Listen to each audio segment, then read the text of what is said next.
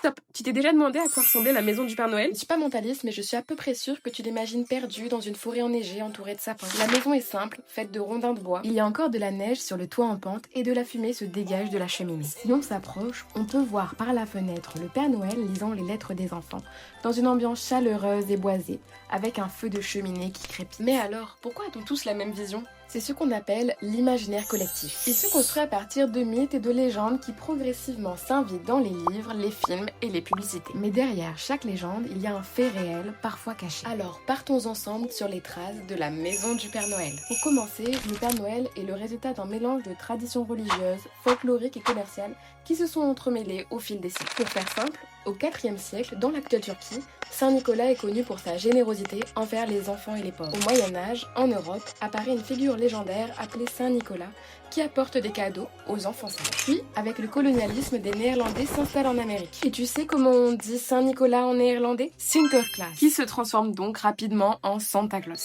Ensuite, tu connais l'histoire. Coca-Cola, à travers ses campagnes publicitaires, ancre dans les mémoires l'image d'un Père Noël jovial, vêtu de rouge et de blanc. Cependant, si on veut être un peu plus précis, ce sont d'abord des artistes américains qui lui donnent son apparence. Clement Clark Moore avec son poème La nuit avant Noël, puis le caricaturiste Thomas Nast qui dessine pendant près de 20 ans le célèbre Santa Claus dans des magazines américains. Voilà, donc tout ça pour dire que la légende du Père Noël s'implante rapidement, notamment en Europe. Et même si aujourd'hui plusieurs pays se revendiquent comme le pays du Père Noël, dans l'imaginaire collectif majoritaire, il habite en Laponie. La Laponie est une vaste zone géographique située au nord de la Norvège, de la Suède, de la Finlande et de la Russie. Cette région est habitée depuis des siècles, notamment par les Samis, un peuple autochtone. Leur habitat s'est adapté à un climat extrêmement exigeant. Éleveurs de rennes, les Samis ont un mode de vie semi-nomade. Ils vivent dans des lavous, des tentes coniques proches du tipi, recouvertes de toiles ou de peaux de bêtes. Un feu, placé au centre, permet de se réchauffer. Ils habitent aussi des maisons en rondins de bois très répandues dans la culture architecturale nordique. Les Samis utilisent le bois car c'est un matériau abondant dans la région, simple d'utilisation